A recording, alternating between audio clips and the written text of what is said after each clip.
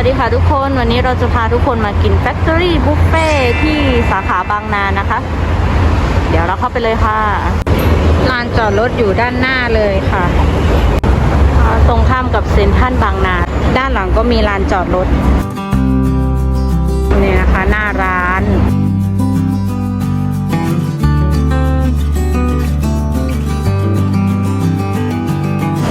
379 บาทใช่ไหมคะ758รวมกับค่าภาษีแล้วใช่ไหมนะคะมี2ฝั่งแล้วเขาก็จะเอาออเดอร์มาเสิร์ฟนะคะเป็น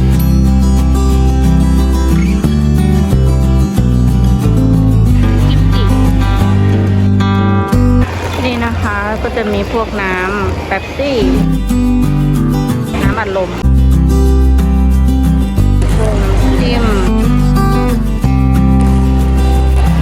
ของกินเยอะมากค่ะอันนี้เป็นพวก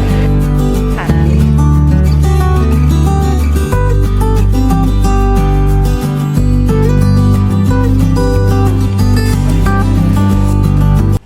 ตีนไก่ผัดตีนไก่เผ็ด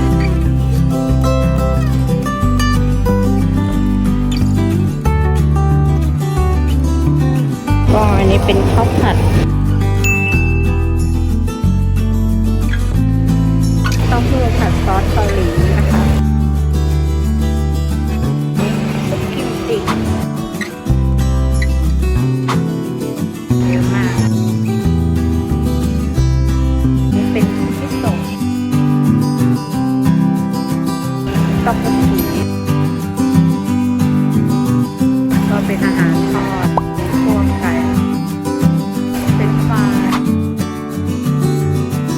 ทางนี้เป็นผักอาหารทานเล่นนะคะเยอะมาก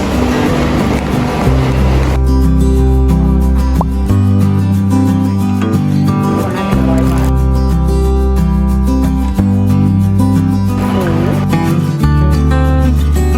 หมูเขาก็เยอะเหมือนกันนะ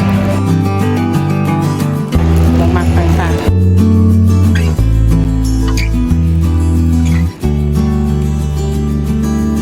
เอาฟักทองให้หน่อยฟักทองอันนี้พวกเห็ด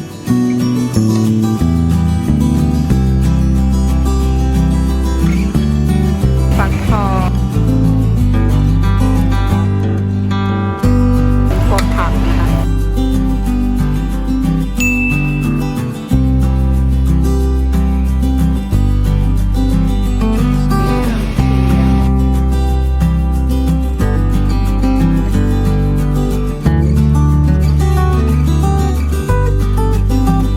ะคะได้แล้ว